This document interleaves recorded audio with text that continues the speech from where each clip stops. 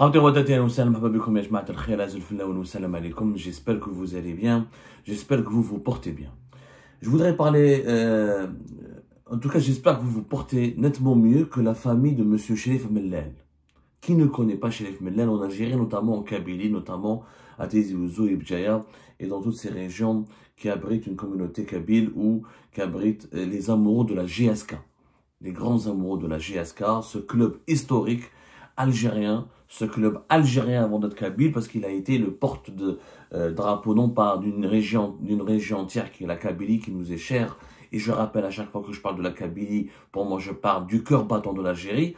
Je n'ai jamais soutenu la moindre action qui pourrait mettre en péril l'intégrité territoriale du territoire algérien, et notamment le profond rattachement de la Kabylie à l'Algérie. Le GSK, le club du GSK, la jeunesse sportive de Kabylie, a toujours été, au contraire pour moi, le symbole de ce rattachement profond, de cette unité entre la Kabylie et l'Algérie. La GSK, plusieurs titres africains, plusieurs titres internationaux, et la gloire de ce club a donné une image extrêmement positive et dynamique de notre pays.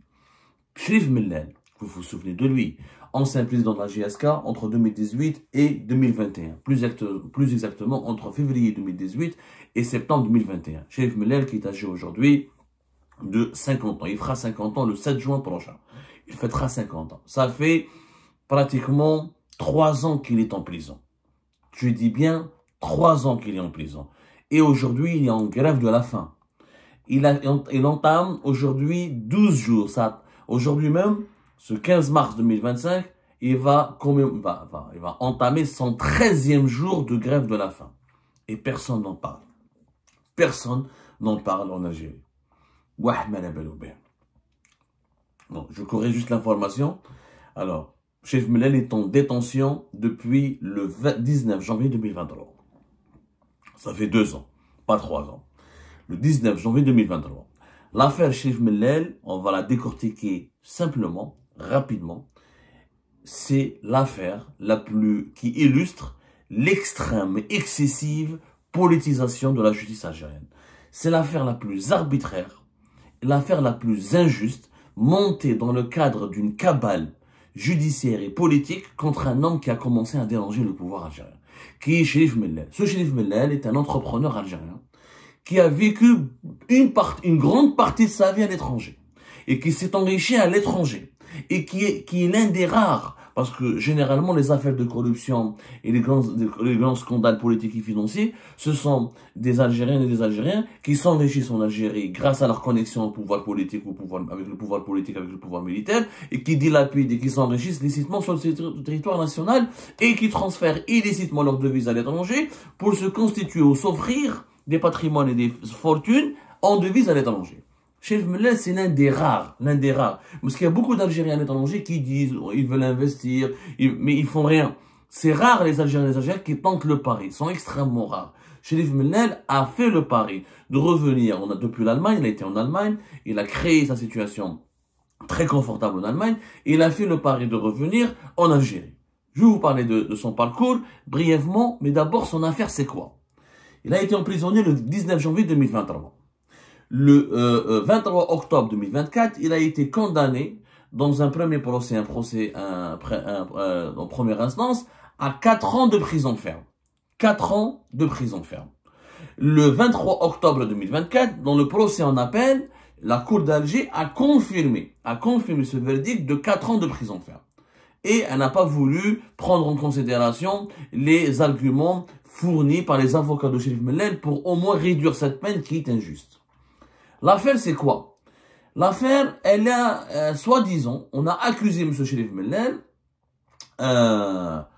d'avoir volé de l'argent, d'avoir transféré de l'argent à l'étranger et, comment dirais-je, de s'être transféré des devises illégalement à l'étranger et d'avoir utilisé le compte de la GSK pour blanchir de l'argent. Alors là, c'est quand même assez incroyable. Franchement, assez incroyable. En fait, on lui reproche quoi? Légalement, on lui reproche transfert illicite de fonds vers l'étranger et blanchiment d'argent. Alors, En quoi Chérif Mellel a blanchi de l'argent et comment il a pu transférer de l'argent à l'étranger, alors que lui, c'est quelqu'un qui vient de l'étranger, qui a ramené son argent depuis l'étranger pour investir en Algérie. Pourquoi c'est incroyable? Pourquoi cette affaire est incroyable? Avant d'entrer dans les détails très précis du dossier. Chérif Mellel, c'est quelqu'un, un jeune, il a immigré, il a quitté sa Kabylie natale, son Algérie natale, il est parti en Allemagne. Il s'est établi en Allemagne. Il a commencé, il a voulu, il a toujours rêvé, il a toujours aimé le football. Chérif Mellel a toujours voulu devenir joueur de football. Il n'a pas eu cette occasion, il a joué avec des clubs amateurs en Allemagne. Ensuite, il se consacre à son, voilà, comment obtenir ses papiers, sa situation régulière, régulariser ses papiers, sa situation en Allemagne. Il s'est lancé dans le commerce. Chérif Mellel, on ne peut pas l'accuser de transférer des devises illégalement à l'étranger, puisque c'est lui qui a ramené des devises vers le pays. C'est un investisseur. Chérif Mellel s'est enrichi dans les voitures, dans le commerce des voitures. Chérif Mellel avait une société en Allemagne et une société au Luxembourg. Et on va dire de 2010 jusqu'à même 2009, 2008, jusqu'à 2014, jusqu'à même 2016, il vendait des voitures vers l'Algérie. Il exportait depuis le Luxembourg et l'Allemagne, notamment depuis l'Allemagne. Il avait accès au marché allemand. Il s'était spécialisé dans la vente des voitures de luxe. Chérif Mellel, c'était sa spécialité première. C'était les voitures de luxe. C'est-à-dire tout ce qui est Mercedes, Brabus, tout ce qui est les Maybach, les Porsche. Il avait identifié un créneau, il avait identifié entre 2009 et 2010 un créneau spécifique. Il y avait certains Algériens riches. L'Algérie était un pays extrêmement en plein dynamisme économique à l'époque. Il y avait entre les années 2007 à 2010, 2011 l'avènement d'une classe moyenne. Il y avait le secteur privé qui s'est développé. Il y avait les oligarques et les hommes d'affaires algériens qui commençaient à afficher leur richesse. Et acheter une voiture de luxe était un moyen était très recherché par les familles les plus aisées en Algérie. Donc lui, il s'est spécialisé là-dessus. Il s'est spécialisé là-dessus avec une société. Il avait deux sociétés. La première société, elle était basée en Allemagne. Elle s'appelait Glux Car Leasing.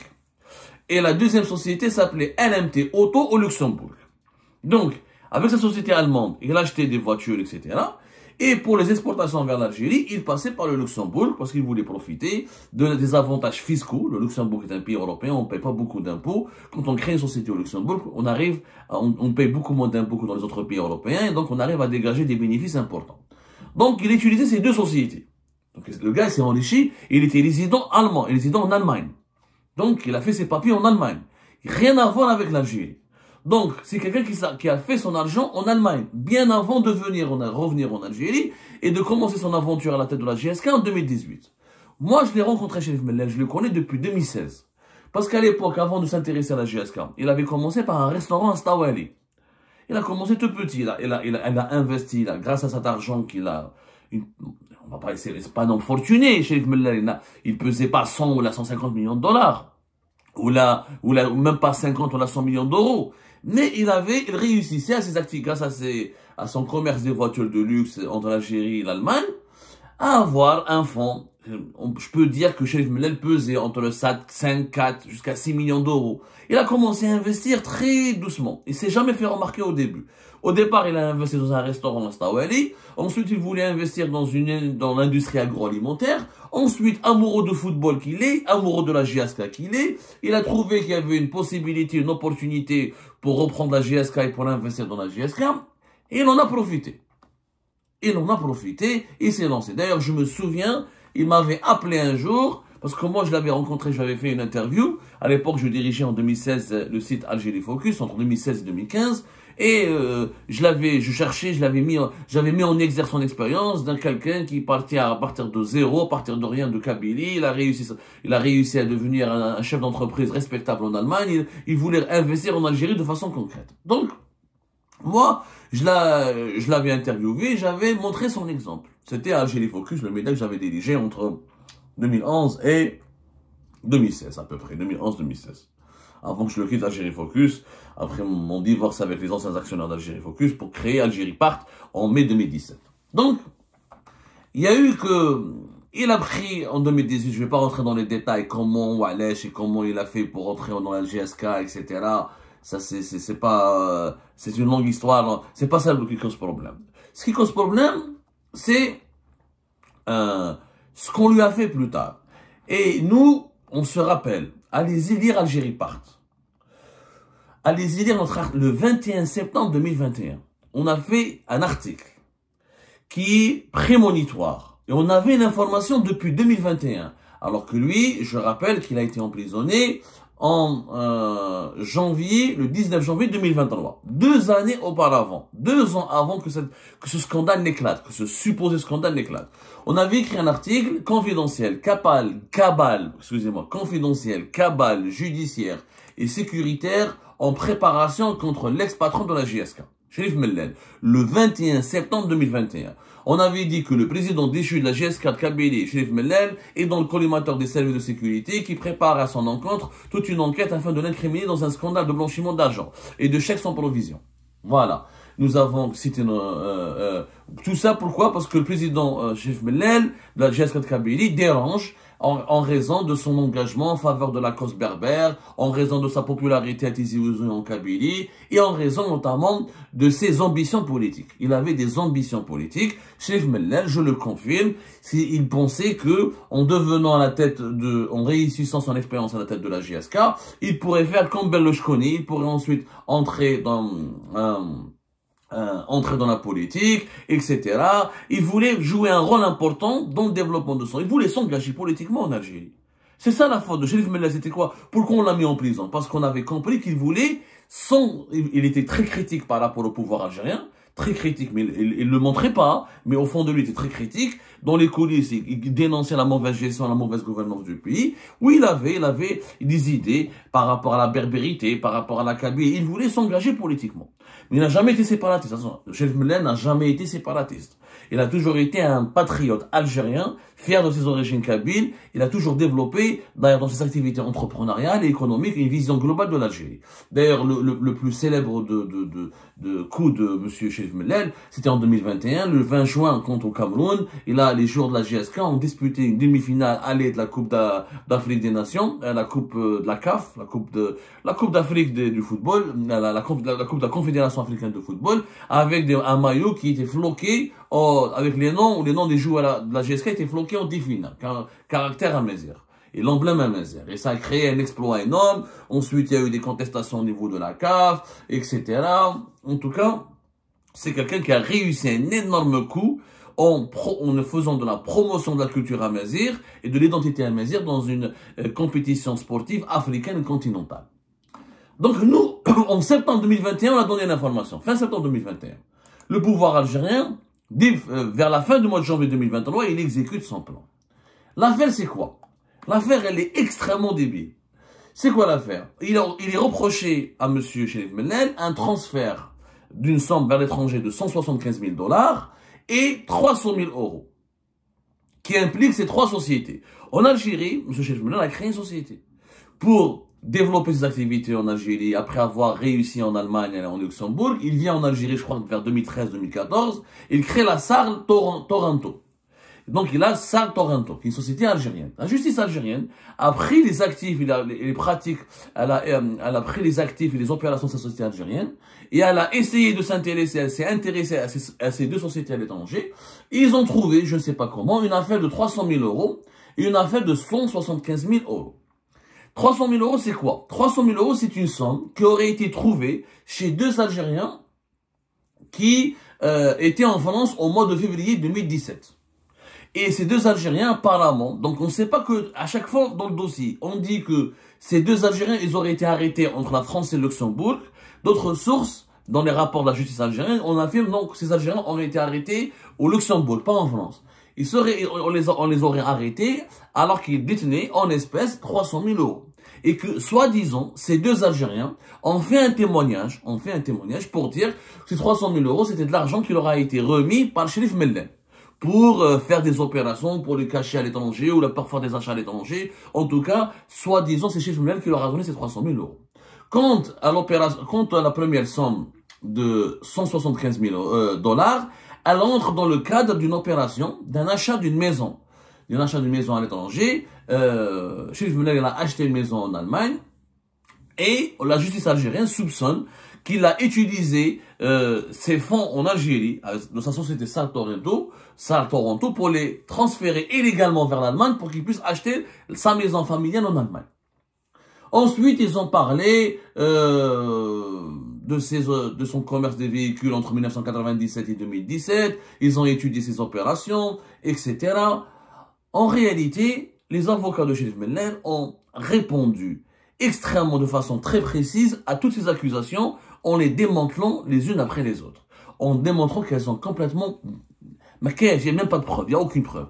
Les deux Algériens, qui sont-ils? Où est les preuves de leur témoignage? Où sont leurs déclarations écrites? Où sont les preuves qui affirment, qui peuvent attester que ces 300 000 euros ont été remis par M. Cherif Mellen? Personne n'a vu la moindre preuve matérielle.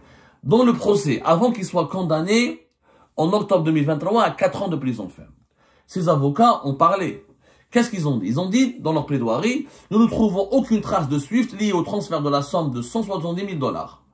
Bien plus, le RIB de l'opération de transfert n'est pas celui du compte de la GSK. Parce que, attention, après dans le dossier, ils l'ont accusé d'avoir utilisé le compte bancaire de la GSK pour transférer des devises. Soi-disant 170 000 $. En plus de les 300 000 euros qui auraient été, que Cherif Mellen aurait remis à 2 personnes qui auraient été arrêtées au Luxembourg ou là en France. Donc, les avocats ont demandé des preuves. L'opération de transfert n'est pas celui du compte de la DGSK. Donc, d'où l'ont-ils ramené? Ils n'ont présenté aucune preuve sur l'achat d'une maison aux USA, ni en Allemagne, parce qu'au départ, ils ont dit que Cherif Mellen a acheté une maison aux États-Unis, après ils ont dit qu'il a acheté une maison en Allemagne, ni aucune preuve sur la sortie ou l'entrée de cette somme sur le compte de la GSK. Les faits contenus dans le dossier sont fictifs. Parce qu'effectivement, ils ont accusé Cherif Mellen d'avoir utilisé la GSK, le compte bancaire de la GSK, pour sortir des devises, pour transférer des devises à l'étranger, pour acheter une maison. Alors que sa maison familiale en Allemagne, elle était déjà sa propriété, elle avait déjà fait un crédit pour acheter sa maison, bien avant qu'il devienne président de la GSK. Ensuite, ils ont dit, non, c'est pas pour une maison en Allemagne. Finalement, c'est pour acheter une maison aux États-Unis. Où sont les preuves? Aucune preuve. Parmi les avocats de Cherif Mellen, à l'époque, il y avait un grand avocat très connu, que j'ai beaucoup de respect pour lui, Maître Hebboul, Maître Abdallah Hebboul, qui est l'un des avocats algériens qui est établi à Alger, et que j'ai eu l'honneur d'être défendu par Abdallah Hebboul lorsque j'étais en prison en 2018 en Algérie. Et c'est un excellent avocat, franchement, parmi les meilleurs avocats que j'ai connus en Algérie. Lui, par exemple, il a étudié les procès-verbaux de l'enquête préliminaire sur les fameux 175 ou 170 $ qui auraient été transférés à l'étranger par Cherif Mellen depuis le compte bancaire de la GSK. Et ces procès, ils étaient au niveau de la sûreté de la wilaya de Tizi Ouzou. Ils ont été classés par le parquet. Et c'est-à-dire classé sans suite. Et le parquet, donc, dans son enquête, il n'a pas validé ces procès-verbaux.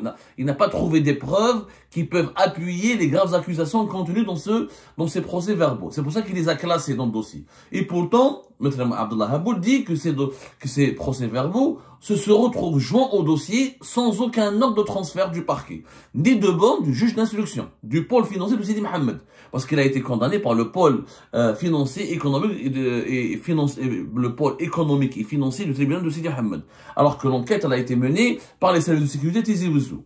Mais au départ, ni un juge d'instruction, ni un procureur de la République, personne n'a demandé à joindre ces procès-verbaux où il n'y a pas de preuves. Donc, selon M. Hebboul, il y a eu violation de l'article 18 du Code de procédure judiciaire. Le juge décide de joindre les vices de forme soulevés à l'examen au fond de l'affaire. L'audience est levée. Bon, il y avait une audience qui a été levée. Et les avocats de Cherif Mellen pensaient qu'ils allaient gagner. Parce qu'il n'y a pas de preuves. Il n'y a pas de preuves. Cherif Mellen a parlé ensuite. Il lui a dit, le juge a interrogé Cherif Mellen. Il lui a dit, d'où viennent les 175 000 $ que tu aurais utilisés pour acheter une maison aux États-Unis, pas en Allemagne plus tard. Il a dit que les 175 000 $ transférés sur le compte de la GSK, aucun sou, M. Cherif Mellen, dans son procès en octobre 2023, il a dit qu'aucun sou n'a été viré au reçu par la GSK. Il a expliqué que la Sal Toronto qui existe en Algérie et Lux Car Leasing en Allemagne, elle travaille dans la légalité. Lux Car Leasing qui est une société en faillite que j'ai rachetée pour me lancer dans le commerce des voitures et de pièces détachées en 2011. Lorsqu'il y a eu l'ouverture de l'importation de véhicules, au début, j'étais associé. Ce ne sont pas des voitures volées ou accidentées. Je les achetais de l'usine, je les vendais avec des lettres de crédit, tout passait par les banques. En 2014, j'ai pu me faire un petit capital. J'ai commencé à travailler en France avec des sociétés. J'avais beaucoup de voitures que je vendais dans la légalité par voie bancaire. J'ai trouvé une banque au Luxembourg qui m'accordait un bon taux de crédit en payant les véhicules. Je faisais un chiffre d'affaires de 1,5 million d'euros. C'est Chérif Mellel qui témoigne dans son procès.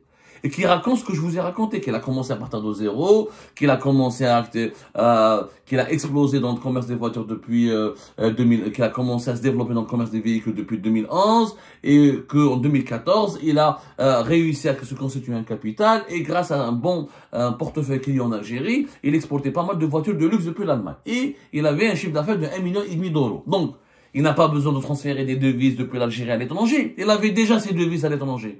Chérif Mellel était déjà riche à l'étranger. Il n'a pas besoin de s'enrichir en Algérie. Concernant la fête à les Algériens et les 300 000 euros. Concernant les 2 Algériens arrêtés au Luxembourg avec la somme de 300 000 euros. Et qui auraient affirmé que l'argent lui était destiné à Chérif Mellel. Chérif Mellel, qu'est-ce qu'il dit? Il dément catégoriquement, je suis une victime. J'ai passé 21 mois en prison. À l'époque, c'était 21 mois en prison. On est en on est en octobre 2023. Sur des témoignages qui n'existent pas. Donnez-moi la preuve. Ces jeunes n'ont jamais dit cela. Ils n'ont jamais cité mon nom. Vous dites que j'ai transféré des fonds à l'étranger pour acheter des biens. Or, la maison, je l'ai achetée en 2012 et ma société a été créée en 2014. Il avait acheté sa maison en Allemagne en 2012. Et la société qu'elle a créée en 2014 au Luxembourg. Donc, en quoi Chérif Mellel a volé? Je vendais beaucoup de véhicules. Mon commerce était en pleine expansion avec l'aide de la banque. Il avait contracté des aides bancaires en Allemagne, etc., pour pouvoir se développer au Luxembourg, surtout en Allemagne et plus tard au Luxembourg, pour développer ses activités. Mon défaut est que j'aime le travail. Voilà, je vous donne le témoignage de Chérif Mellel lors de son procès en octobre 2023. Mon défaut est que j'aime le travail. J'ai appris à travailler très jeune. Je suis honnête et propre. Il fallait qu'il détruise la personne que je suis. Je suis parti très jeune en Allemagne. Je me suis lancé dans le commerce. Avec mon épouse, j'ai acheté une maison que je paye à ce jour. Où sont les... Rien, mesquin. Et au départ, attention, avant le verdict, ils avaient le parquet, ils voulaient le faire condamner à 4 ans de prison ferme. À 4 ans de prison ferme. Heureusement, il n'a pris que... il voulait le faire condamner à 10 ans de prison ferme, excusez-moi. Dans son réquisitoire, le parquet, au niveau du tribunal, du pôle économique et financier du tribunal de Sidi Mohamed, le parquet a réclamé 10 ans de prison ferme. Heureusement, Chérif Mellel, on dit heureusement. La prison, ça reste très grave. Quoi qu'il arrive, il s'en est sorti miraculeusement avec une peine beaucoup plus réduite qui est 4 ans de prison ferme. 4 ans de prison ferme. Depuis 2023, il est en prison. Non, pas 2023, mais depuis janvier 2023, il est en prison.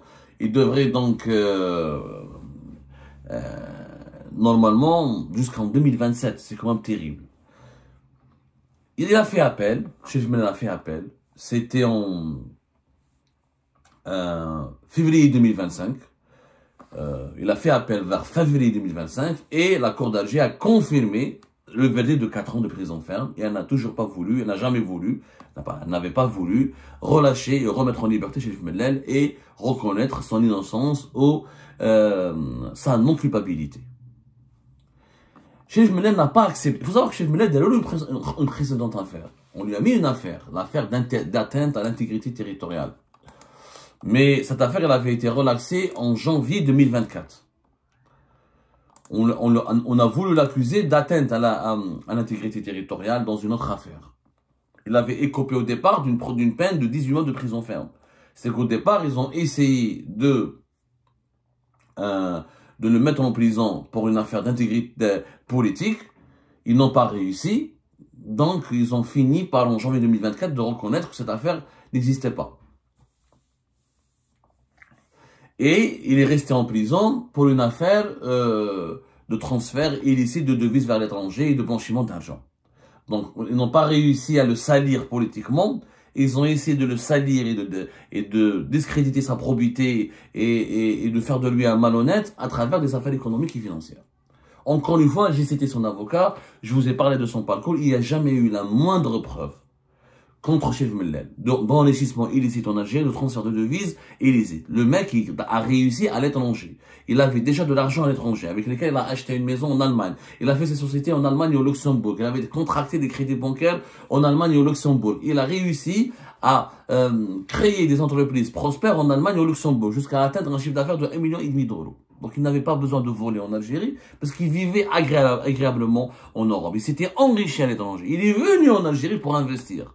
C'est l'un des rares qui a osé, qui a entrepris. Il y en a eu beaucoup d'autres, mais c'est l'un des rares qui a réussi à vouloir absolument, qui a réussi à entreprendre en Algérie en montrant des ambitions colossales. Parce qu'il voulait pas se contenter d'un restaurant Stawali, il voulait faire de l'industrie. Plus tard, il a rêvé de devenir patron de la GSK et de faire de la GSK l'un des plus grands clubs du continent africain en le transformant en un club professionnel comme les grands clubs allemands ou européens. Finalement, Mskin Chérif Mellel خلصت عليه في الحبس. 13 jours de grève de la faim, dans l'indifférence générale. Sa famille, elle a fait un communiqué. Pour exprimer son inquiétude profonde face à la dégradation de son état de santé. Au 8e jour de sa grève de la faim, sa famille, elle a fait un communiqué qui est passé inaperçu. Sa famille a dénoncé aussi une détention injuste, une procédure entachée d'irrégularité. Une procédure injuste et entachée d'irrégularité. Personne n'a voulu répondre à sa famille. Ni le ministère de la Justice, ni la présidente de la République, ni le Premier ministère. Tout le monde est au courant que cette affaire, elle est politique. Et que on a voulu briser un homme de 50 ans parce qu'il était populaire à Tizi Ouzou et Bjaya, parce qu'il était populaire auprès de ses porteurs de la GSK, et parce qu'il risquait et parce qu'il nourrissait au fond de lui des ambitions politiques et qu'il aurait pu devenir député, sénateur ou même candidat à des élections plus tard dans sa vie future. Et on l'a brisé juste parce qu'il dérange. Juste parce qu'on a eu peur de lui. Et c'est injuste, c'est arbitraire et c'est de la hagra.